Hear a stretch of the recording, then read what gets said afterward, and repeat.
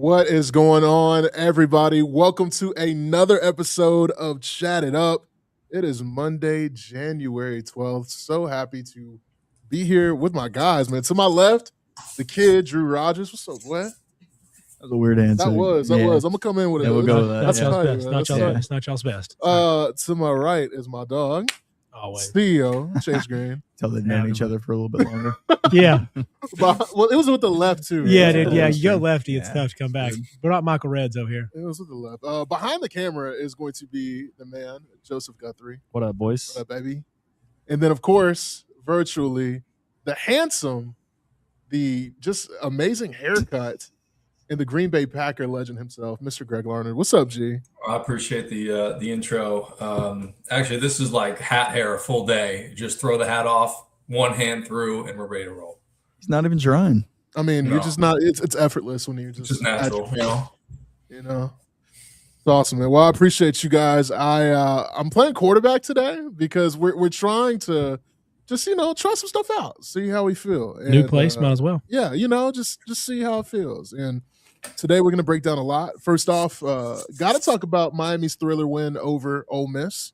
That's going to happen, and they're headed to the Natty to face the wagon that is the Indiana Hoosiers. So going to talk about Indiana's blowout victory against Oregon, and then also going to get into some headlines across all the leagues. NBA, going to talk about the transfer portal, going to talk a lot about some NCAA football, and then to end the show, some NFL talk.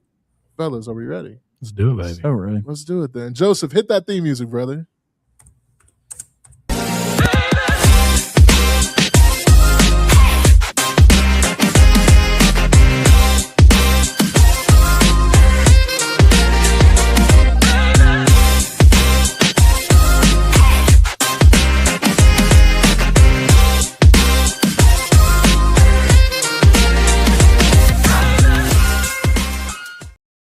Again, welcome to another episode of Chat It Up. I am playing quarterback today, your boy Malcolm Harris. Today's show is brought to you by Keener Marketing, turning concepts into realities, dedicated to helping you share your stories in creative and innovative ways. This is the Keener Marketing Way. For more information, www.keenermarketing.com. All right, now looking at headlines real fast. Drew, I'm going to kick it with you, dog.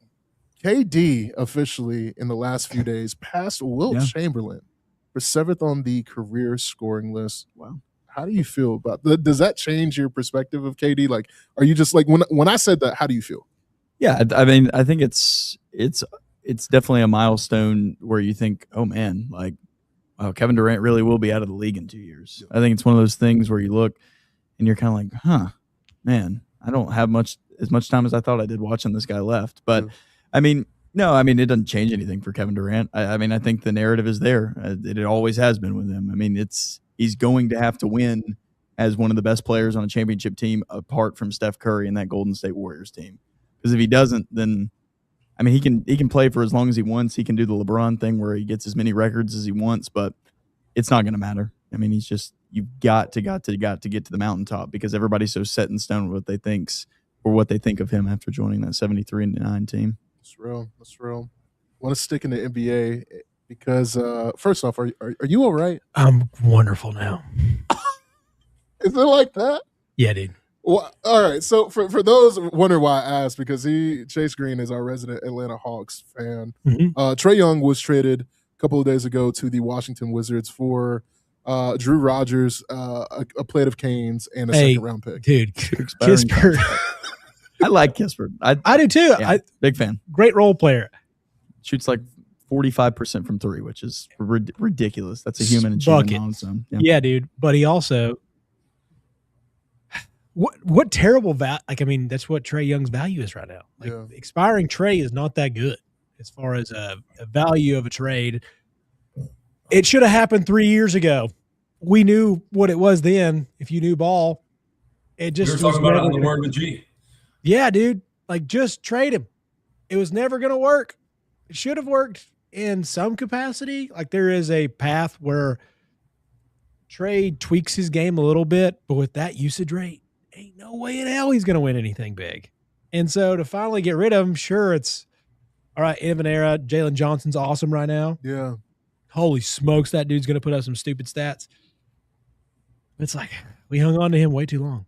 And I don't know if we're ever getting that time back.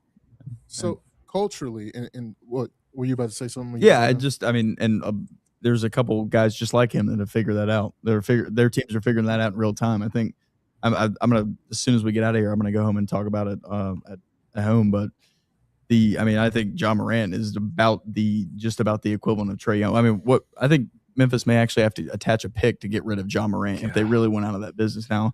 And same with LaMelo Ball. I don't know what value is left there. LaMelo had a great game the other night. Came off the bench, 33 and 8. But I mean, this is kind of where we're getting, where these higher usage guys, they're phasing out of the league. And I've even seen it this year with Luka. Like, a lot of people are kind of turning on Luka's style of play now. They're not loving the shot diet. They're not loving the zero defense. And of course, everybody's favorite thing, trying to foul bait or just grift for calls the entire game. People aren't loving it. And I think the league is now turning away from that style of basketball, which a lot of those players I just mentioned are pretty prominent in. Greg, I want to bring you in here, G, because you say that you have one of the best point guards in the NBA in Jalen Brunson as a New York Knick, but to my man, Drew's point, when it comes down to it, there's a lot of different options right now that are up for trade consideration, and one of them that I'm glad that he mentioned was Ja Morant. If you're a GM, what are you doing with Ja right now? If I'm Memphis's GM? Yeah, if you're Memphis's GM right now, that is your office. What are you doing with him? Because you have to think about the entire picture. I want to know, what would you do? Yeah, first of all, the Jalen Brunson backhanded compliment. Thank you. He is certainly one of the best point guards in the league. I don't think you caught that. Yeah, no, I caught it. Obviously, dude. Come on.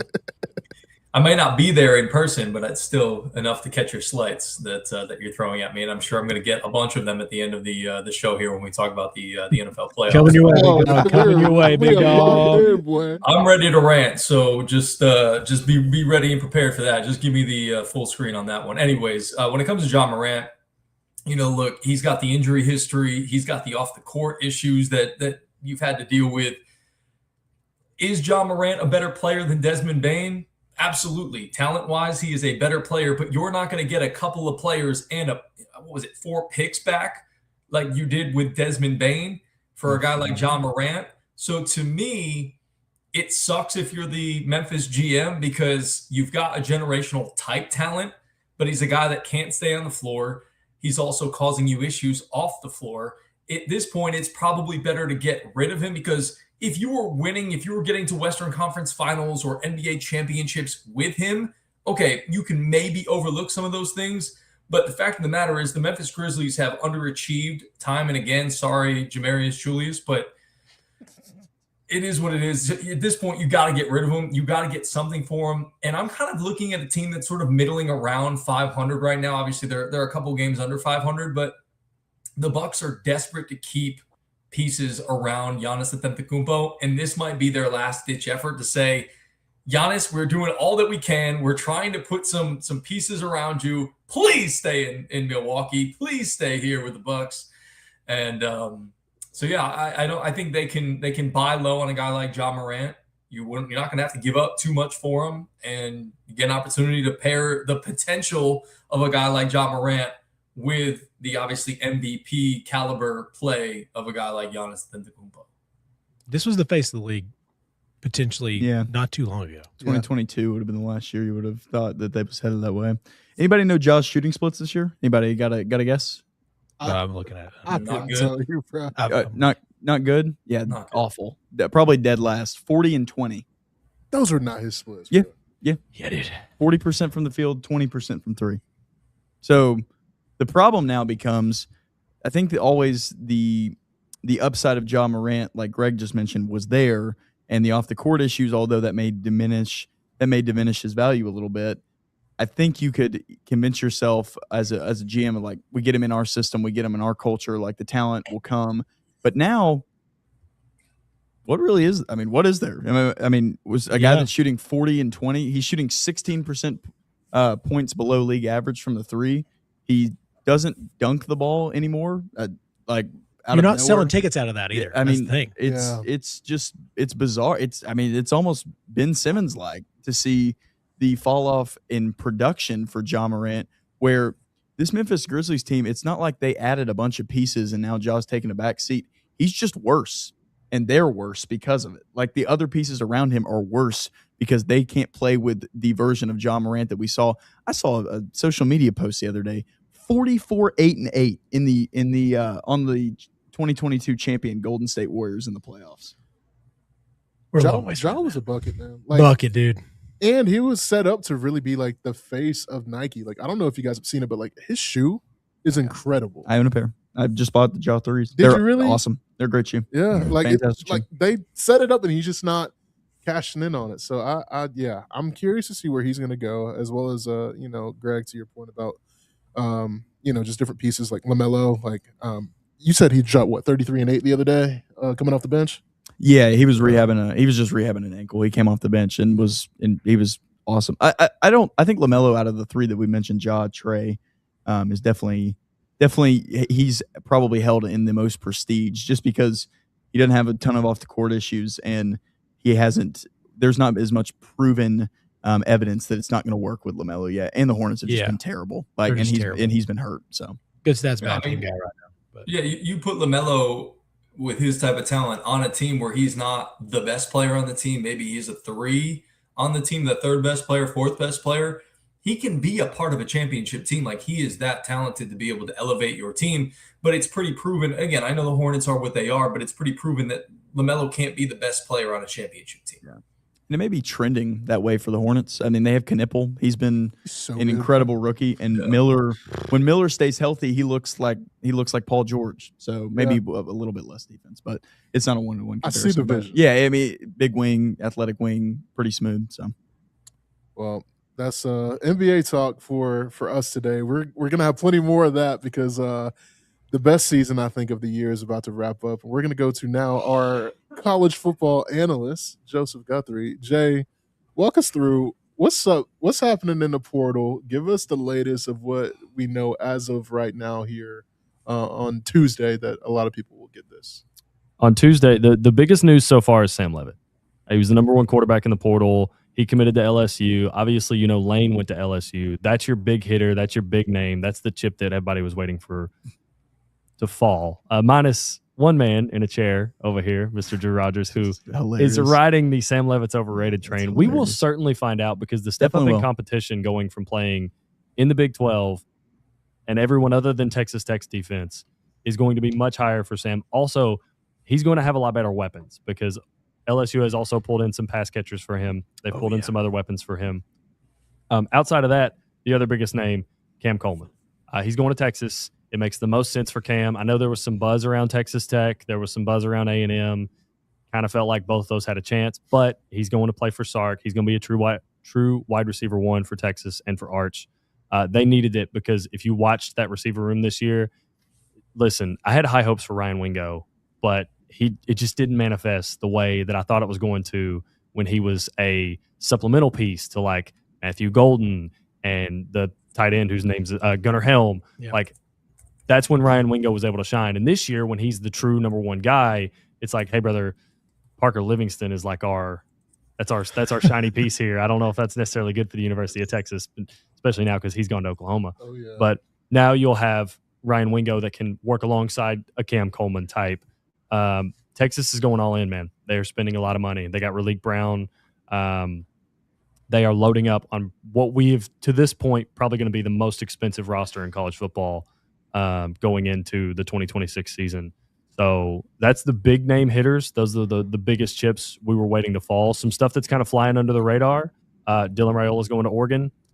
I don't know how we didn't all see this coming when Patrick Mahomes put on the Oregon jersey. I guess who would have thought? Should have just known at that point. It was like, hey, this is, some people say foreshadowing. It might have well been a 2x4 to the head. Kentucky is building low-key a good roster. Will Stein's making some noise out there. They flipped Kenny Minchie and ripped the hearts out of Nebraska fans. Yeah, Will Compton, I'm sorry, brother. But they're building low-key a pretty good roster for Kentucky, so the Will Stein era seems to be off to a positive start if you're a Kentucky fan. Other than that, we're still waiting on some pieces. But yeah, Cam Coleman and Sam Leavitt are definitely your two biggest names that we were waiting to fall. So. DJ finally committed, I guess. DJ committed to Baylor, but he's on according to reports, he's still visiting. I think he visited Ole Miss. Yeah. That's why you and haven't seen another school. You haven't seen the So, official graphic, Yeah. but the baseline's getting more expensive. It just Yeah. keeps. I mean, you mentioned with Yeah, Texas, like the we talked about the door fee on the night chat. Well, Yeah. the door fee just went up. Yeah. So Yeah, that's one of the things we brought up was like people talk about the roster that Texas Tech put together, and they're like, "Oh, you spent all this money and you're an hour." That's the door fee, dude. That's the baseline to compete. Like, and Texas is also going to raise that. They're going to be like, "All right, well, if we're really gonna see if this NIL Go thing is real," because I've seen some reports about deals that have cleared and deals that have not cleared, and I'm just waiting. I'm like, like in February is when I really think we're going to find out about, tampering and how this NIL Go thing is going to go, and if it's actually going to be something that we were promised, where it's an auditing system and you actually have to back up what you're paying these kids, or if it was just fluff and it's like, no, it's still just kind of a free for all. So we'll see. February is going to be really interesting. We're talking about deep pockets and CG as CEO. I want to ask you this because there's a CEO right now out in Tuscaloosa, Alabama, that ain't really having the pockets of old. Talk about the Alabama Crimson Tide led by Kalen DeBoer, man. They are ranked, number 55 in the transfer portal? I'll find them. Yeah, rankings? find that out for me, Justin. I want to say know it's what it is number after today. 55. Or it probably is lower given the things that have happened in terms of just all the moves that Texas has made, Texas Tech, so on and so forth. They did just lose one of their best commits out of the transfer portal, Hollywood Smothers, who flipped from Bama, I believe, to Texas. But I'll double check that. So with that information and kind of what we talked about, like, is this the beginning of the end? Like, do you have fear in your heart when you see that Crimson A on a T-shirt? No, it's not the same. No, and we all knew it wouldn't be without Saban. We just knew that it would come to fruition of, hey, you know what? Things are going to balance out. And I was talking about this with a buddy of mine who went down to the Indiana game.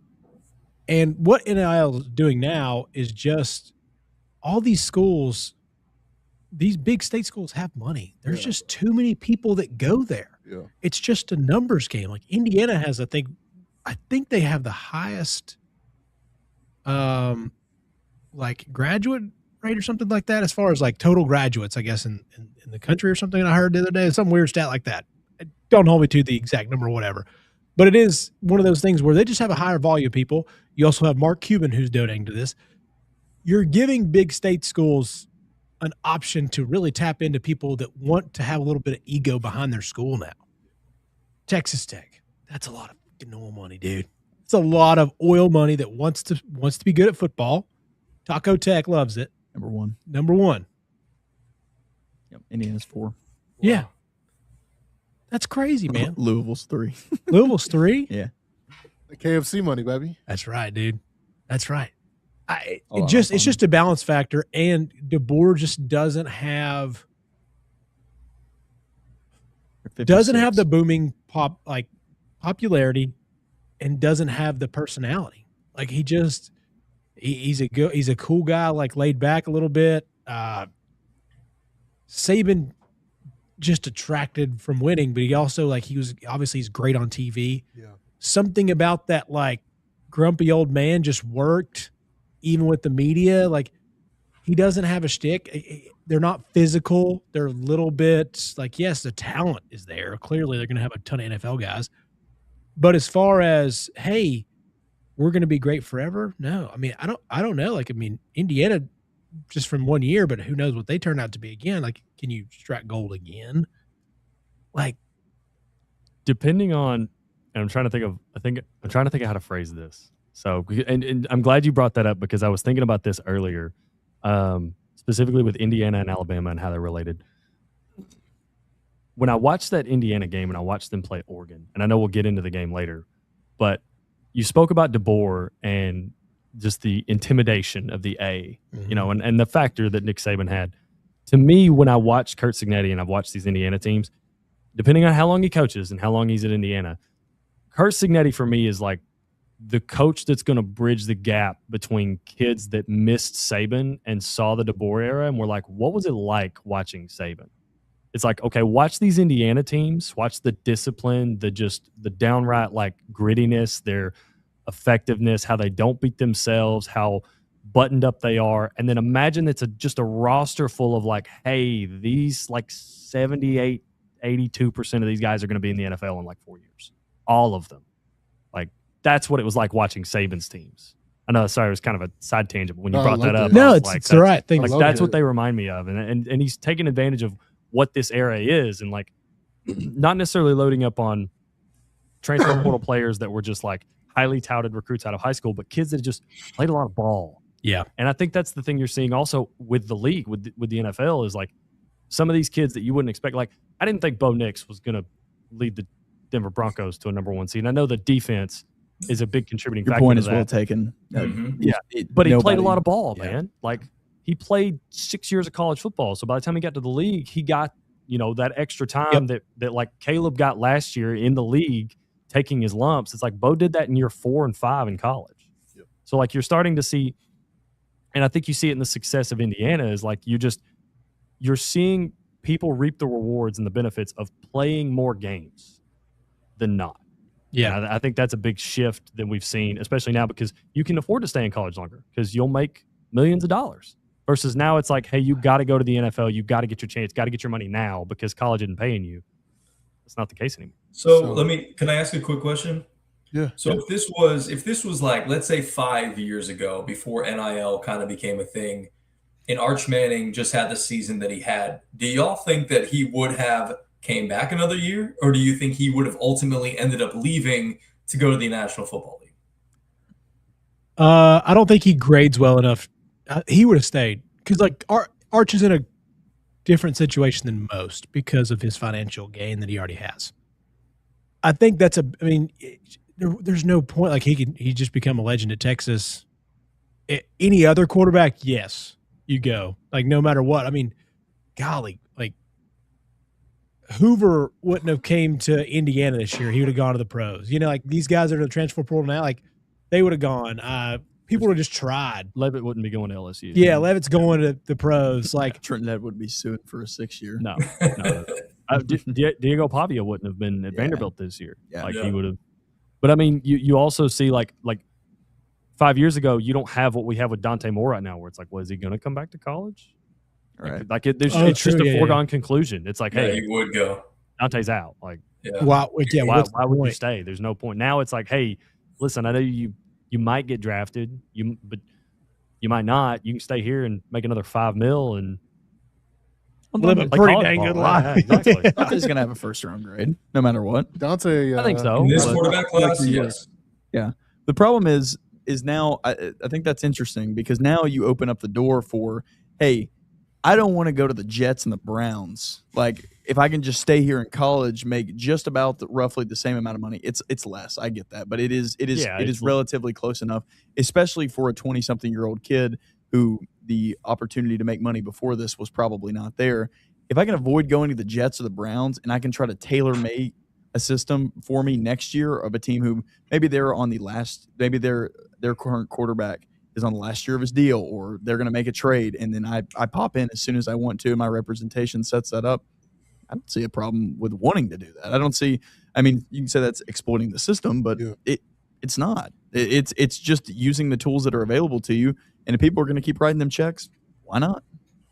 So let me ask y'all something, because we're on the topic of Dante Moore in Oregon.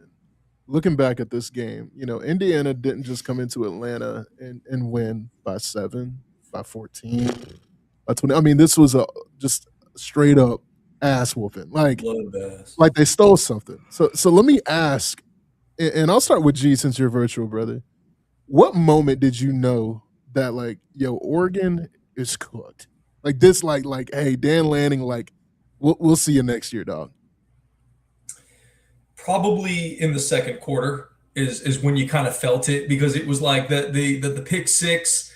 Dante Moore, it's like, ooh, okay, like that sucks. But then they came right back and they scored. And I was like, okay, well, Oregon's going to be able to match them a little bit, but I'm not sure if we'll see what defense kind of clamps down. And in the second quarter, when Indiana was continually able to move the football on Oregon's defense and Oregon couldn't get anything going against Indiana, that was the time I knew. I was like, this is it. Like they were able to, kind of get a little jab in there right after the pick six and score to tie it up. But in the second quarter was when I knew it was pretty much done for. But I got a quick fun fact that I wanted to share with you guys real quick about Kirk Cignetti. I found this out this weekend, that before he was in the Division I ranks, he was actually at Division II IUP, Indiana University of Pennsylvania, while both of my siblings were there, and my brother was actually playing in the band while he was coaching the football team. That's cool. Okay, that's badass. That's sick. Right? Because I figured you'd appreciate that as a band member. they showed that on they showed Saban on one of the pregame or postgame. I don't remember what it was, but Saban he straight up told Cignetti not to go to that IUP job. He said, "Don't do that." He was like, and Cignetti was determined to bet on himself and become a head coach, and felt that he learned everything he could from Alabama. I thought that was really cool that that Saban told him, "Hey, dude, not for you." And now he's running college football, or will be running college football. I mean, yeah. It's so interesting to see like how this Indiana team, because they're just so much older. That was one thing I didn't realize was the age difference. They showed a graphic today. It says I believe there's 14 players on Indiana that are 22 to 25 years old. There are 174 NFL players that are 21 or 22. Okay, that puts things into perspective. A lot. Oh, that's A lot. That's the new model for these teams. It's crazy. And two, a really good comparison I heard, I believe it was Joel Klatt, was talking about this may be closer to the Michigan national championship team than it is to Ohio State last year. You know, like, yes, there's a ton of talent. Like, I think these wide receivers, like, you got 3 wide receivers that are studs for Indiana. Good running back. Obviously, we know what Mendoza is. Use your number 1 overall pick, and I don't even think it's close now. But this team's just so much older, and to go back to your point earlier, Joseph, like, this age factor is just going to run. Like, starts matter, and it doesn't just matter for the NFL now. Clearly, in the last 3 or 4 years, starts matter from a perspective of you got a damn good chance to win national championships. So start looking at age factor when you're putting your early bets in, ladies and gentlemen. How old is this team? Yeah, and I wonder, because I don't think we'll see what this Indiana team is much longer, because we're running out of the 6-year. We're running out of 6-year seniors. Like, we're running out of the COVID year. This is the 6th year post-COVID, so we're running out of the COVID year. We're running out of, like, oh, I got a medical red shirt so I can play. Like, you're going to see less teams that are, and this is not to take away from Indiana, because, I mean, we've seen other veteran-laden teams that aren't this good. They're not coached this well. They don't play that. Like, it's by no means am I trying to sit here and say they're only having success because they're a bunch of old heads. They're not. But I think you will see less teams that are structured and built like this. Now, they did say on the broadcast, like, Indiana's not very deep on defense. They only rotate like 14 dudes, I think, total on defense that they really, like, play with and rotate on a regular basis. But I think as the sport gets further away from the COVID year, you'll start to see more, or start to see less of these, like, 23, 24-year-olds still playing college football. Yeah. So I was about to ask you. Shot this goes in. Yeah, 100%. Yeah. Sorry. It didn't sound. That was about as good as Oregon's chances of winning that football. There you go. Not even close. I mean, it just was short. I definitely thought I had more weight behind No, you definitely had some torque behind it. it. Well, I mean, I thought it had a little more weight, so I thought I'd glide a little bit more. Yeah. I missed it. So this is not. Is it coaching or is it roster construction? Because a lot of people, I don't know. You guys believe in conspiracy theories? Do I have anybody in here that believes? Oh, we can dabble. I think they're interesting to listen to, All right, especially when so they make sense. I mean, the greatest comparison of all time is like, do we really think the government's batting 1,000% here? Yeah. Come on now. I saw one today that Helen Keller wasn't blind or deaf. She wrote like $14. Yeah, Yeah. I swear it was on Instagram. Yeah, Helen. They think the new theory is that her caretaker wrote all the books and did everything, and that Helen Keller, they supposed some doctor's notes to say that Helen Keller could definitely hear the caretaker, but the caretaker made like $40 million off of Helen Keller, and then the organizations for like the deaf and blind, they need Helen Keller as like a figurehead, so they have to keep that story propped up. So it's like Santa Claus. Like she's like the. No, that's not quite. Like, she might have been a real person, but like, okay. No, Helen Keller was real. the Turkish needed yeah, St. Nicholas. Look, I could tell the AI wrote the post, so I was like, maybe not. no, but they're like, it's fun for entertainment purposes. Yeah, sure, it is, yeah. like reading that. Like, You watch the Family Guy sketch of her, and it's You're like, I see the steps you've taken here to get to this. Sure. Yeah. I was asking about conspiracy theories. yeah, because- dog. Yeah, Helen Keller, sorry. we got you there. Yeah. yeah, that was so out of left field. I've been seeing on Twitter that basically how prepared Indiana is. Mhm. It's because they know the play calls of other teams. And So we're like, if you noticed in the first, I guess, 3 plays in at least 4 or more games, they have had a pick 6, Mhm. including against Dante Moore. So a lot of people are like, yeah, the technology that's being used by other teams is being hacked into, and Old Dominion didn't have that technology because they're such a small school. So the first play, their play went for a 70-plus yard touchdown off of play 1. Thoughts? Is there any relevancy? Is Indiana cheating, basically? No. No, Indiana's not cheating. They're doing the Now, same thing. They may be using some kind of like whatever scouting metrics or whatever scouting tactics they're using. Obviously, is effective. Are they Connor Stallions? This thing? No, I don't think they are. No, I don't think we got guys on the sidelines in ODU hats. Yeah, there's no wearing sunglasses. There's no chance No. you could do that 2 years removed from the Michigan and 1 year Yeah. removed from the Michigan meltdown. Maybe it's the Exactly. best time to do it, though. I mean, nobody would be anticipating. Exactly. mate, you're onto something there, Chase. But like, no, I don't think they're. I think they're just very well prepared, and I think it's a combination of what you brought up, Malcolm, where it's coaching and it's also strategic roster development and roster building in terms of like these guys fit what we want to do. They're veteran players. Again, I think that was something that they did was targeted guys that had played a lot of football. Yeah. Because I think that helps. I think Yeah. you've just been around the game longer. And a lot of these guys that we really see start to click in the NFL and they're 23, 24. It's like, oh yeah, they're 3rd, 4th year in the league. It's like, oh, you forget, like guys can still be physically developing Yep. when they're 22, 23, 24. And now they're playing guys that are 18, 19, 20, 21. I know it's not everybody they're playing. There's veteran players on every team. But I think it's a combination of all those factors that have gone in with the fact that Kurt Cignetti's just a damn good head coach. Mhm. So No, I think that's real, man. And I love how this roster is constructed because, yeah, it's not, yes, they're older, but like there's older on the other side. And I know a lot of people showing love to Indiana, but like Carson Beck, who was that? Was that you that told me? Somebody told me this today. Carson Beck was in the same class as Bryce Young and CJ Yeah. Stroud. yeah, You know, so like Interesting. there is age on both sides, and Miami came and did what they had to do against Ole Miss. They did, but Miami was trying to give away that game. Did you guys watch the totality of this Miami Ole Miss game? Mhm. It just felt that like Miami straight up was just like, yo, like we do not want to go to the national championship. I think it's a mix of.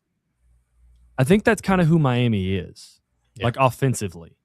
Like I think they've only got so much in the tank, and I listening to other previews of that game before it happened, like that's one of the things that people were worried about is that they've only got so much in the tank offensively. They're not some powerhouse. Like don't get me wrong, Malachi Tony's great, but like How many he's gadget not plays can you impervious. run for? Yeah, exactly. Yeah. Like if he's your only weapon, you're going to have trouble. And I think that's what happened to Miami is eventually Ole Miss, number one, was found a way to stay on the field. And then Trinidad was able to kind of do what he did in the Georgia game where it's like, hey, I'm just going to pull some magic and make some plays. Like, yeah. And I think Miami kind of stalled. Like, and they've done that this year. They've done that in other games this year. But then they have that defense. They have that defensive line that's so talented and so insanely good that they can kind of lean on that. And it's kind of got them this far. And they got a Keelan Marion's best game of the year as Yeah. well, which is very, very fortunate. Yeah. And Fletcher's a stud, man. Sure. Yeah. Fletcher's a stud. It's like they just and dude, Beck. I know he got the MVP and whatnot, but Beck didn't have a great game. Like, He it made, was some, like he made some good throws. He made some. Yeah, He but was there was better also a offensively lot than of- he had been the other there games. were also some like, hey, he was like, all right. Like, I mean, I just you know, Wasn't of his course, best game. yeah, you're gonna make, and he just gets so much yak from Tony and those guys. Like, Yeah, for sure. I mean, my look, gosh, I mean, that you touchdown gotta- by Tony was incredible. yeah, like those things just are nice for Beck. I just don't think he's not, like you mentioned, he's just not going to rock the world. Like that's not. No.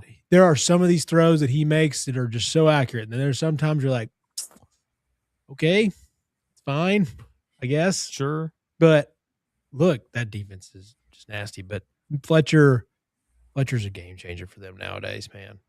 But I just can they do it with like 2-ish, 3-ish guys? Like you have to, this third guy has to pop up every once in a while, but that guy can go down and you don't have him. Then you get SMU, I guess. Like, Yeah, it's just, well, they are failing to get production from some guy that I think many people thought would be their number one this year. CJ? Like, you just don't hear from him. Like, Yeah. he had four catches in the Ole Miss game, and that's he did well at the start of the year, right? He had probably the catch of the year. catch to of the be year honest. to start. Oh, yeah. Against Notre Dame. Yeah. And That's then- right. Yeah, he was big in that game, and then I think he had some injuries. And I think he something. missed a couple of games. But they Yeah, don't 'cause- get that consistent production from your traditional number one receiver type body, Yeah. which they're desperately missing. Because you're right, Malachi Tony is a gadget player, and he's very selective in what you can do with him, because you can't throw a jump ball up for Malachi Tony. No, he's like a Zach Branch type dude. Yeah. Like he's that kind of like, you can do a lot with him. A lot. Yeah. But he's not a true X. Yeah. Like he's not a big body. We need somebody on the outside that's going to win a one-on-one. That's just not what he is. Yeah. So when your CJ Daniels part is not there, and then like I'm curious to see what happens to Miami, because again, we'll preview the game. I don't think they're going to have success running the ball against Indiana. If they do, it's going to be tough yardage for Mark Fletcher. But I mean, I worry about the inconsistencies on offense that they've had. So, like, where do they go if Fletcher's not working, Malachi Tony's not working? Who steps up for Miami? So a lot of, the good folks in Nevada is leaning one way. So I guess my question, you guys, and we will preview the game, Thursday, that'll happen. Is there a way? There's always a way. I don't want to frame it this way, but like, truly, what does Miami have to do to hit this just buzzsaw of a team in the mouth and be victorious? Because it looks very improbable. I'm just going to sit here and just flat out say it. What do they need to be doing, and how? Like, what are you saying if you're Mario Cristobal to you guys? Havoc. Yeah, they 'Cause got you got to rattle Mendoza. Yeah, I think that's your best. I think that's your best chance. Like, Sure. You I- got the corners. You do have the corners that can at least try. Like, And you the got a defensive front line.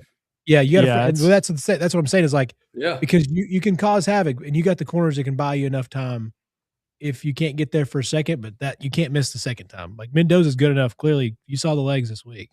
yeah, I mean, I don't worry about Miami's defensive efficiency in the first quarter or in the second quarter.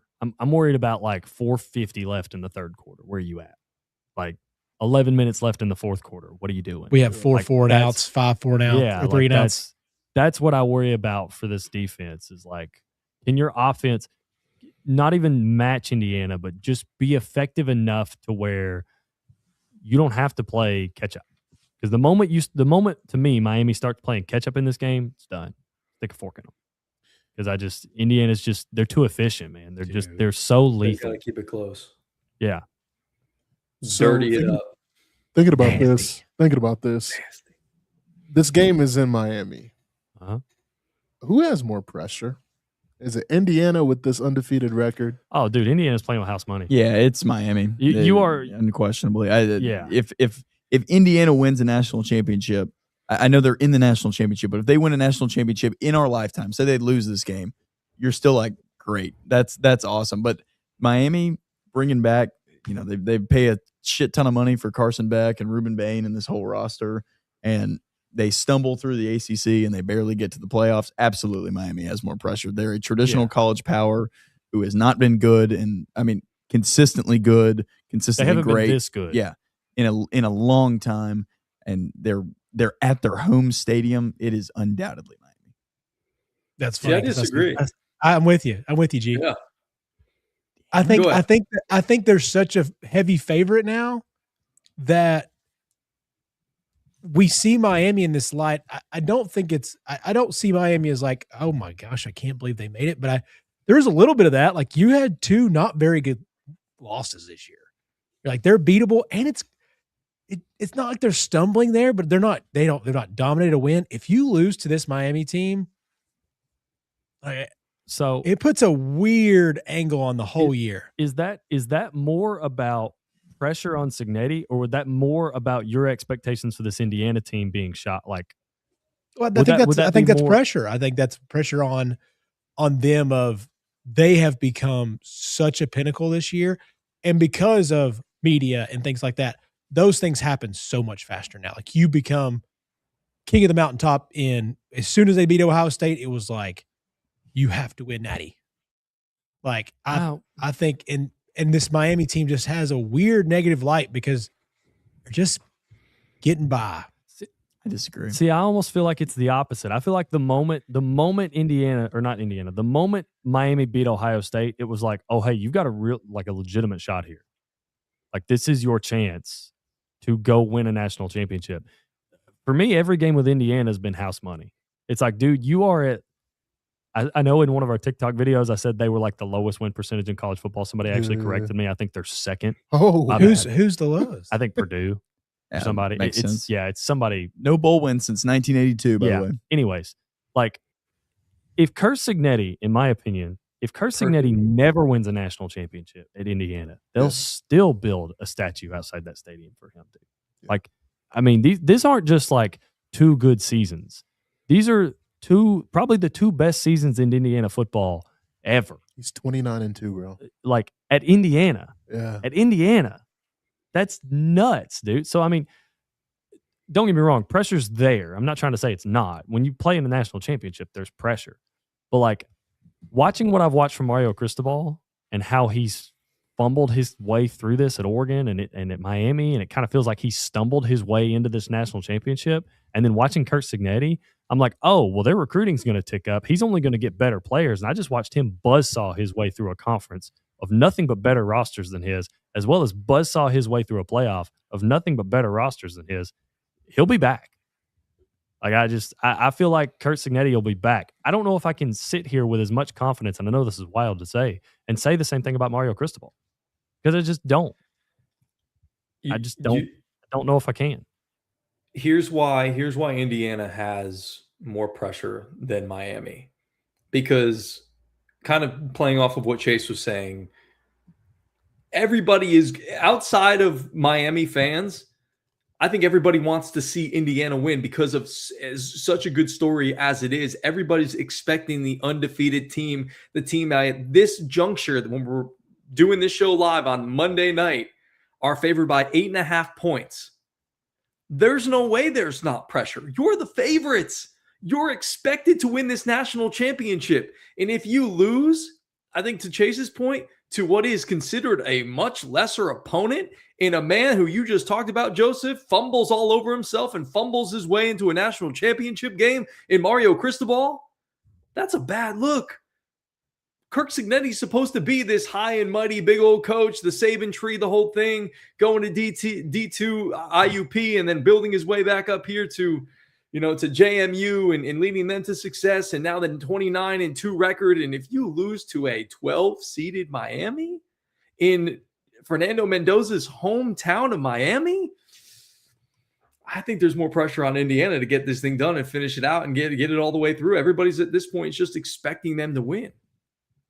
It's a very, very, very good point. That's how I feel too. I think that there's a lot against Miami, right? Like, and I don't know. I think Indiana is such a favorite. I think that there's going to be a lot of people very, very invested in the success of Indiana. So I think Miami's almost playing with house money. It's like nobody expected us to be here anyway, so we might as well make the best of it. The U is back in a certain way at this point. I mean, they made it to a national championship. Even if you don't win it, like you said, nobody's expecting you to win this game.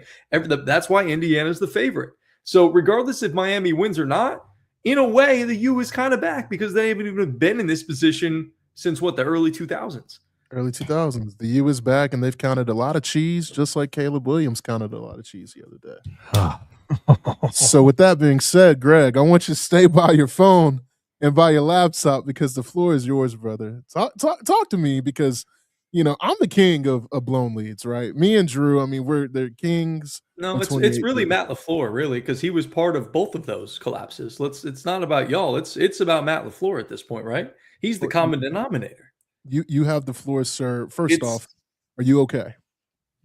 Yeah, I'll be fine. You know, it is what it is. At this point, the Bears still don't have a 4,000-yard passer, and I'll say this: this is I heard this stat today, and it is one of the craziest stats. The Bears this season, in the 3 times that they've played the Packers, this is how I know the Packers are, in fact, a better football team. At no point in their 3 games this season that they played against them, the Bears took an offensive snap with the lead. They didn't take an offensive snap with the lead. Seems right. Yeah. I mean, it's just utter disappointment and utter, I don't even know what the right word, buffoonery is the one that kind of comes to my mind. It's a joke that you lose to a team that you are clearly better than. And at that point, it really comes down to coaching and player execution on the field. I mean, you talk about that second meeting in the regular season in Chicago. All Romeo Doubs has to do is field an extra point, or field an onside kick, and you win that game easy, going away. All you need Brandon McManus to do is hit an extra point, a field goal, something along those lines. He leaves 7 points on the field himself. Yeah. You know, you've got penalties. You consistently shoot yourselves in the foot, and I understand that's the benefit of being able to play these games at home and not putting yourselves in a position to lose to the Carolina Panthers during the regular season and lose to some of these other teams during the regular season that you're clearly not better than. And I'm not ready to sit here and say, you know, Matt LaFleur's got to go. He's the problem. But as much as I do like Rich Bisaccia, the special teams coordinator, he's got to go. Something has to change. And to me, when I look at this game in its totality, I would not put this game, as good as the offense played in the first half, I would not put this game on the defense. They constantly stood their ground on 4th down. They turned the football over. They did whatever they needed to do to win without Micah Parsons, without Edgerrin Cooper at the end of the game. And as good as the offense was early on in the game, they sputtered and shit the bed in the second half. You go 3 and out, 5 and out. You're missing field goals. You get 1 score in the second half. Those things can't happen. You have not just one, you have countless number of opportunities to put away and bury a worse team. You look at Ben Johnson on the sidelines when they can't convert a 4th down to save their damn lives, and he's scratching his head like, what the heck do we do? But in the second half, I'm like, you're just letting the Bears hang around. You're letting them hang around. You gotta step on their throats, for lack of a better term. Don't let them off the mat. And you let them off the mat. They've been doing this all year long. They've been comeback kids. And it's a good story, but it's going to end this weekend against the Los Angeles Rams. Again, the Packers at this point, kind of a mess. And Matt LaFleur, he should come back, but he should also be put on notice by Ed Policy, the man who runs the show out there in Green Bay. Put him on notice. Say, you've got to get this fixed. And you have to tell us where you need to improve things. We need to hear it from you to see if you can identify what the problems are right now moving forward, because it's been one playoff disappointment after the next since you've been here. I understand you've gotten us to the playoffs. You've been a great head coach, and I like the way he calls offensive plays, especially with the depth of talent that they have, especially the wide receiver position. I know losing Tucker Kraft and Mike Parsons doesn't help, but you look at a team like the San Francisco 49ers, and they're out there piecing it together with old man Eric Kendrick coming up off the practice squad and wearing the green dot and leading the defense yesterday and beating the defending Super Bowl champions at their house when you have to go cross country. I didn't see that coming, especially after losing a guy like George Kittle. If Kyle Shanahan can do that, Matt LaFleur and his staff certainly need to be able to beat a worse team in your bitter rivals in their house in the Chicago Bears. So I don't think Matt LaFleur needs to go, but his seat better be turned up too high at this point and put on notice. And if you don't turn stuff around, he's got to go. And the biggest thing for me, and this is what I'll close with, is the reason I don't think Matt LaFleur should be let go is because your best defensive player you just paid an absolute bag to said, hey, he was part of the reason why I wanted to come here, and I'm publicly endorsing Matt LaFleur stay as the head coach. And I think he'll be smart enough to make the adjustment and to figure some things out, where maybe John Harbaugh, maybe that's why he didn't stay in Baltimore, stick in Baltimore, because the ownership came to him and said, hey, like, we need some things to change, X, Y, and Z. You need to modify a couple of things. And he was just kind of like, no, I'm not doing that. And They said, okay, well, then you're not going to be coaching here. I believe Matt LaFleur will be more open to making the changes that are necessary. But again, if I'm the ownership of Green Bay, he's got 1 year left on his deal. He's not going to go into next year, I assume, as a lame duck head coach. I say maybe giving him an extension of maybe 1-2 years and just see how it goes. Get everybody back and healthy. Hopefully guys can stay healthy. Maybe they need to change something from a workout standpoint or a regimen or something along those lines. But the penalties got to stop. The undisciplined plays got to stop. The injuries got to be cleaned up. And they've got to get just a little bit more talent around Jordan Love in terms of pass catchers, because they clearly don't have a number one. I mean, that's You thought it was gonna be golden. boy. That's it's a lot of real in there. I will say, hold on. I'll hold this thought for a second because I want to give out helmet stickers real fast. I want everybody right now to just think of a performance this weekend from the playoff games that were awesome that you just want to give somebody some love. We can call this love hate or love dud, however you want to do it. So a performance you loved and just a performance you're just like, yo, like this is why you suck. And I'll start. My love is going to be Colston Loveland.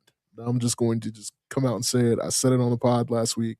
The boy is just, he is excellent. I love what he does with the football. I mean, he is, to me, next up in the tight end position. And then my dud of the week, I'm going to go with the entire offensive line for the Chargers. That was really bad. That was the dud of the week, baby. Yeah, and I feel really bad for Justin Herbert. I'm kind of done with the Justin Herbert discourse, to be honest with you. I know that, yes, we mentioned a lot of stuff off pod about, how it's not his fault because that O-line, but, man, they threw the PFF graphics 29, 30, and 31 out of 32 players. That ain't going to get it done. So that's my love and dud of the week. Anybody else got a love and a dud? Oh, I mean, dude, I'll take the layup. Josh Allen. Love. What a performance. Again, I thought these games, and if you want to give the biggest love, it's just the NFL in general, but these games were incredible. That was such a good game back and forth. I don't know if Buffalo is going to go any farther than that, but they gave us one hell of a game for it. Yeah. But Josh, the 2 touchdowns, the QB sneaks that they're doing nowadays, got close in the first score. You knew he was going to get in the second one. Sign me up for this every weekend if that's what we're going to get. For sure. Dud. I was going to say you got a dud. Dud. What's a bad one? Well, I mean, last night's game.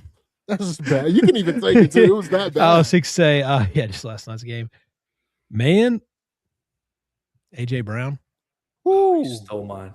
Oh, hang on. Ooh. Okay. A couple bad drops. I mean, boy, talk about it. Couple bad drops, That might be his last game as an Eagle, y'all. I don't know whoever wants to take that, but yeah. That was ugly, man. 7 targets, 3 catches. Dude, Vegas needed that one the most. That was the one that the world was going against 49ers. And man, those 2 key drops. Oof, AJ, if you're gonna be that guy, you have to make every catch thrown your way. Like if you're gonna talk that talk, like you just can't mess up ever. I hate to say that, and I wished I could give some leeway for a guy, but if you're gonna be Mr. Dramatic, you better catch every ball. Facts. Like especially if it's on target. Yeah, you're gonna miss some. I get that, but like, dude, every ball has to be yours. You have to be at least the guy that's going to catch everything. You're not worth it. Not worth it if you're going to be the guy that can't catch in the playoffs. Golly bum, I would hate to be a part of that Philadelphia team. That media sucks up there anyways. After today, could you imagine having to walk into that press conference? The gut. AJ Brown refused to talk to the media, of course. He did. Did he really? Yeah. He's knew that was coming. Yeah, he's got to go read his book, dude. Yeah. Mental health. Yeah, it's important that he prioritizes, I guess, the appearance of being a great receiver. But I mean, I get it. You can blame Jalen Hurts, but at the end of the day, he threw him 2 balls that he absolutely has to have, and he just doesn't catch them. Catchable too. Catchable? What? Yeah. They're in his hands. I mean, in his hands. Yeah. Anyways. Drew, what about you, bro? dud everybody on the Panthers after Bryce Young gave them the lead. I mean, it's a terrible franchise. They let They let Matthew Stafford march right down the field. And then the guy from Colorado, Jimmy Horn Jr., just drops the ball that's right in his hands. I'm not saying the Panthers would have won the game if he catches that, but at least give him the chance there. Very, very disappointed in my guy Bryce's team. And Parker Washington, who obviously yes sir, who obviously had a concussion and was sitting there on the field stumbling and bumbling around midway through the first half, and still put up 7 for 107 and a touchdown. The Jaguars once again get nothing from BTJ. Jacoby Myers faces on a one-in poster. And hang on now, BTJ caught a touchdown. Yeah, but come on. Plus like 400. It's a touchdown. Yeah, 1 of 5 this year. And then you get nothing from Jacoby Myers. Fantasy. Yeah, and I mean, Washington he was awesome all year for them. They probably aren't. What were they? The 2 seed? Am I wrong there? Yeah. They were the 2 seed. Yeah, they aren't the 2 seed without Parker Washington. So he continued to do that this week. Loved it. ETNs can play ball. I'll say that too. I don't like to give a lot of Jags credit, but the ETN stuff he's good. Yeah, he's got it. Jay? Mine are both from the same game. My love was the 49ers. Demarcus Robinson, 111, dude. You let this man go for 111 on you. Somehow Kyle Shanahan has, like Greg talked about earlier, pieced this together with just like sticks and needles and patches. And they lost their second best weapon. Sorry, Christian McCaffrey's still on the field. Second best weapon in George Kittle. Early on in the game, you still find a way to win. And then my dud was the Eagles offense. I like when we previewed this game, it's the thing that I brought up. I was like, it makes no sense to me. I know AJ Brown had the drops, but like even with the drops, you only amassed 19 points with all the weapons you have with Dallas Goedert and Saquon Barkley and AJ Brown and Devontae Smith. Sorry. I just don't, it makes no sense. I don't get it. Why is it so hard? I don't understand why it's so hard for them. Like it's fine for a half. Like, that's what they've been doing. That's what they've been doing all year. It should be fine. Like that, with that level of talent on an offensive, on one side of the ball should last more than a half. Yeah. Like, especially when you're literally playing the patchwork offense on the other side of the ball in the 49ers and they somehow outscore you. I'm not gonna lie to you. I do want to say this. I just thought about this. I'm just gonna pat myself on the back because I was so close. I almost called the 19-16 score if 49ers wouldn't have scored that last one. Oh, did you really? Yeah. I remember I was like, it's gonna be ugly, some stupid score like 19-16. Yeah. That would have been Yeah, what a call. I mean, yeah. But that's what it felt like. And it's stupid offense. Because I don't think Jalen's bad, right? Like, I don't know. Does anybody think Jalen's bad? Low key, bro. Yeah. You do? Like on the lowest of keys, yeah. Sure. I think Jalen has so Jalen looks like a completely different quarterback to me than when he first started in the NFL. I now think that because of the tush push and because of the fact that the Eagles kind of perfected the system to where they can win games like this 19-16, Jalen Hurts is not he's domesticated. He looks like a feral cat that's been put inside the house. I don't like I'm serious. Like he doesn't have to do anything. For 2 years he didn't have to do anything in this offense. And now when they actually need him to do something, and I promise you the tush push is going to get banned this offseason. Like when they actually need him to do something, it's like, I didn't have to do this for a couple of years. And it shows when every time he's in the second half, they really need Jalen Hurts to do something that both teams have settled in. The defenses are like, all right, we've felt each other out. It's like, yeah, he can't do anything. He's 3 games this year without completing a pass in the second half. I think it's a mix of that. Like his quarterback development has been halted. I don't want to say he's regressed, but I think it's halted. I don't think he's developed as a quarterback even further. And I think they've thrown the graphic up before, but I think he's one of the only quarterbacks that has never had the same offensive coordinator since he's been in the NFL. Like, I think maybe once they get hired or fired. Yeah, they get hired and they go take a head coaching job or they get fired. So he's had this constant rotation of just, well, this is my guy. This is how I like to do things. Well, Jalen, I'm going to ask you to do this. Well, Jalen, I'm going to ask you to do this. I'm not going to ask you to do that. Like, I think some continuity would help Jalen a lot, and I think that's one of the issues that we saw from this Eagles offense all year was it's like, hey, it's another new guy. Yeah. So I don't think that helps at all. G, give me your love and dud real quick, brother. Well, I was really hoping somebody would take Caleb Williams so I wouldn't have to do it, but no, there's absolutely no way I'm taking You're welcome, buddy. Yeah. Enjoy. Talk about the best second half. Just I'll take Eric Kendricks, as I mentioned, coming up off the practice squad, and the 49ers were beaten, battered, and bruised in that, and specifically at that spot. I talked about it on the show last week when we previewed these games and talked about them as well. Robert Saleh, the whole defense there, like just again getting it done with a whole lot of nothing. It's really impressive what they've been able to do there as an organization, but still haven't won a Super Bowl, so they don't have a ton to show for it. But great game today or over the weekend, and they were able to upset the Eagles and whatnot. So that was my love. And dud for the weekend. Gosh, you guys took a lot of the good ones there. It's a kicker maybe- out there if I had to pick somebody. Yeah, probably Brandon McManus. I think would probably be a dud, or just the Green Bay Packers in general. I spoke a lot about them at length and how they're dud-like. I'll just take the Green Bay Packers in general. Nice. You guys like the announcer jinx where they were like, all you got to do is get Cam Little inside the 50.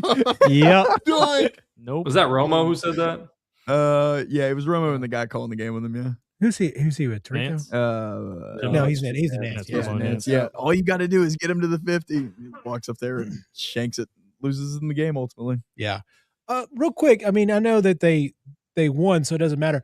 Did we see how bad the PAT was for the 49ers? The last PAT was for the 49ers. Yeah. Shank Oh, man, eponymous. wild, bro. Yo, bro. Like if they would have lost, you'd have been like, this is one of the worst PAT misses of all time.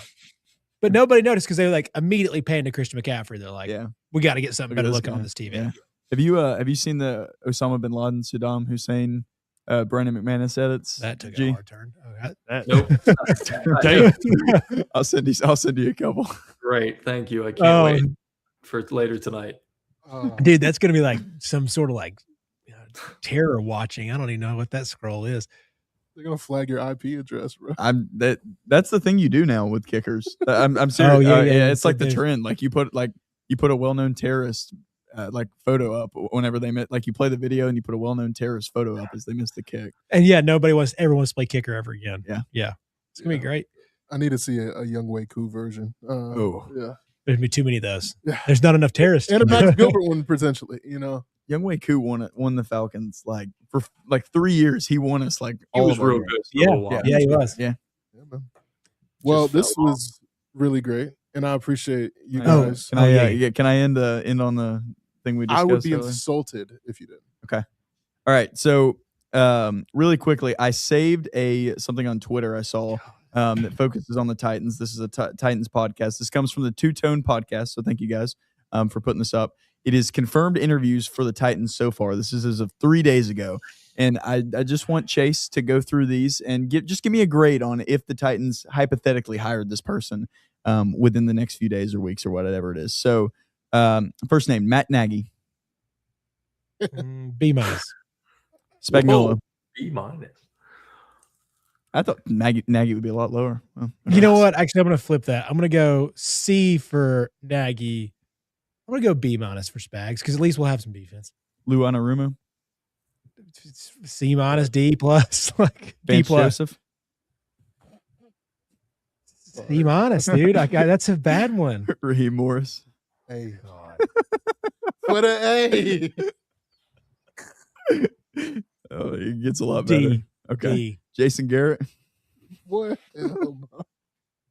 Hard F. Ooh, Stefanski,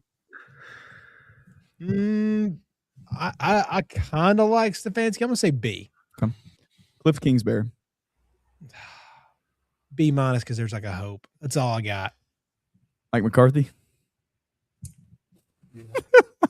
Yeah. B minus. B plus. See, yeah, like I mean, I guess at least we have. You know what? He's I'm an gonna give him a offensive B. minded guy. I feel like you need an offensive minded guy in there. Gee, we need everything. McCarthy. You I do. don't think is the worst head coach. No, but I guess it's like a B He just- for us right now. From this list, he's a minus. But yeah. From overall, he'd be. Because I think we get to 9 wins at least with him at some point. So B plus. I don't know. Jeff Yeah. Halfley. Nah. C plus.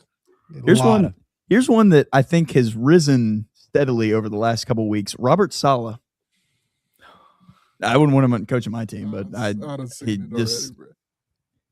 I mean, it was with the Jets though. It was See, that's the thing. It's with C the plus. Jets. You can talk yourself into like C plus Yeah. because it's not a high potential because I just don't. Again, I think he is on this path we've talked about. Great coordinator. Go be the top 3 best coordinators. Yeah, bro. He is and actually he's still in his perfect position. He's great. He looks awesome in that red out in San Francisco. That's his perfect job. Don't leave it for your ego because if he loses this, he's going to lose his chances forever. You're not saving the Titans. No offense, Salah. We need somebody like McCarthy, or you're just going to have to luck into Harbaugh because he saw something in this random group of weekend warriors that we have. Yeah. All right, last one. And my personal favorite, I think, scenario, Arthur Smith. Screw you, dude. And we dropped it. Fuck you. Dude, what I saw in Atlanta, because I was also like, because I was getting closer to you Yeah, man. and whatnot, I started like just becoming more of an Atlanta Like fan. honorary. My Uncle G was like, is huge. And I was like, you know what? This is my NFC squad. Like, Dude. I'm watching you guys. And then I started watching Arthur Smith every week. And I'm like, this is a disaster. dude. Tomfoolery. Tom No, Brady. he's worse than Raheem Morris. He's another one. I would take Raheem. Stay. He's not even, no offense to Arthur. I think he's a good offensive coordinator. I think he's great. Is he like it? He's a weird offensive coordinator. He's a weird. That's for sure. He was borderline great with the Titans with what we had. Like Yeah, Derrick Henry, prime Derrick Henry, yeah. prime Derrick Henry, Yeah. but he also Hey. made some guys look way better than they actually were. Ryan Like, Tannehill. Yeah. Tannehill. Ryan That's true. Tannehill. That is Ryan Tannehill was a legit top 5 statistical quarterback that season. yeah. Number 1 in the red zone. We were just dishing out stuff. It was incredible. Yeah. But not a head coach. true. So F. That's F he's- minus. He is I'm going to give him a D Wow. because he also is one of those dudes that's like, he admittedly knows, like, I sucked at this. I think I'll learn. And he also has great business acumen where I'm like, it would take a lot. I don't think he's ever going to get us very far. I don't think he gets us to a playoff. But what if he gets back to 500? We're sniffing the AFC, crappy AFC sometimes because, it's part of it when it comes to the AFC South. Like, there could be a couple bad years where we're all sitting like the NFC South right now. Yeah. I would be drooling to coach Cam Ward. Seriously, I think he's going to be really good. I know. I think And there's we have a ton of money. I think with how bad the offensive line was this year, the fact that you saw anything on tape to be excited about makes me think that, hey, there's a lot more there. As Joseph mentioned, he's played 1,500 games already. I'd be drooling to coach Cam Ward. And also made a ton of throws. I know that can be bad on the arm for a long-term thing, but for the next 7 to 10 years, it's pretty good. And he's very respected in the building. I know that's very cliche, but like that means a lot, it sure bro. does. Yeah, but you're not having to. You don't have the Kyler Murray concerns with that guy. Yeah. Like if his on the field play increases, you're not like, we have to write in the Call of Duty clause into this contract. No, like I think Cam Ward has shown enough already as a leader. Yeah. But they were talking and your about two him. leaders, like Yeah. with now Big Jeff probably becoming legit top 5 defensive player in the NFL. Yeah. Yeah. Done. So Stamped. like those are your actual 2 leaders. I'm like, I think it's appealing. I don't know. Right now, like if you guys were picking and let's say you're Harbaugh, any open job, would you choose Jackson Dart and the Giants or the Titans or the Falcons? Like where would y'all go real fast? Personally, I'm going Atlanta just because I get to coach the best offensive player in football. I would go to the Giants immediately. I think the Giants are. I hate them as a franchise. I think the Giants and the Jets are forever bad. But I mean, Dart has looked unbelievably really good. And if you want to talk about a complete like team, the Giants have the most pieces on the other side of the ball. They also have Malik Neighbors coming back from injury. You have the proven thing with Tyrone Tracy and the limited spurts that you saw with Scattaboo. You even have Devin Singletary as a third string, and Theo Johnson, who was a really solid tight end when he played this year. I'd be all over the Giants. G. I would like to say the Falcons, just because you've got a lot of really good offensive weapons down there, and it could be fun. But maybe he wants to go and kind of sail towards retirement. Maybe he wants to go take over Miami. It's true. Very Joseph. insightful. Where's your I'm also on the Falcons.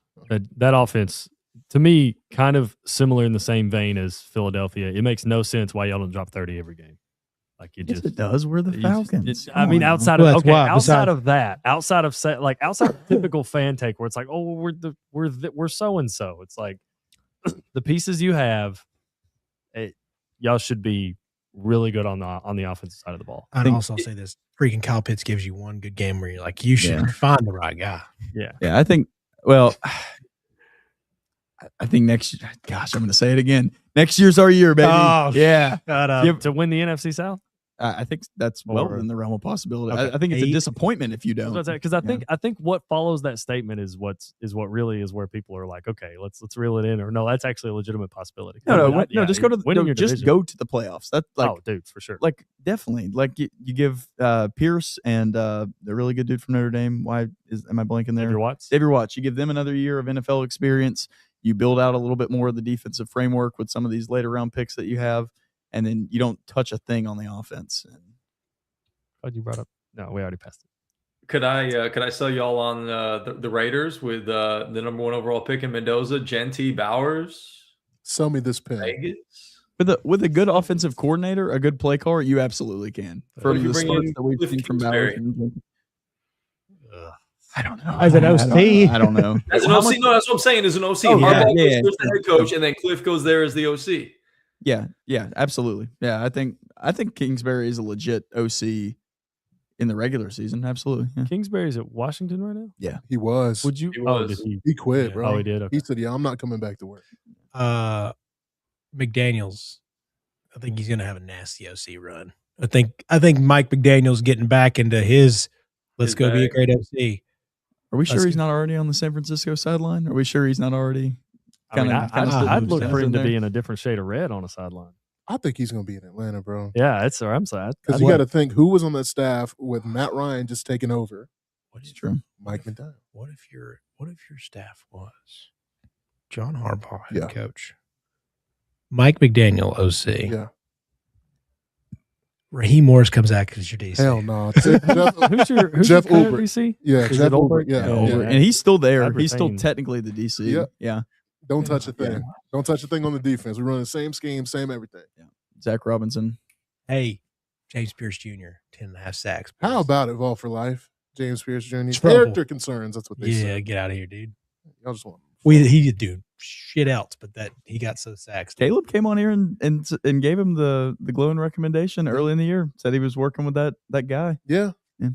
Oh, the pass rusher. Mhm. Yep. I remember that. Shout out Caleb, by the way. Mhm. He broke a lot of Trae Young news in Atlanta for night. Sure did, Yeah. man. So shout out to our boy, man. Yeah, real quick too. Shout out to Caleb also for showing my wife what a real stud athlete was. All those pictures he had next to Khalib, what's his name, the tight end for Oregon.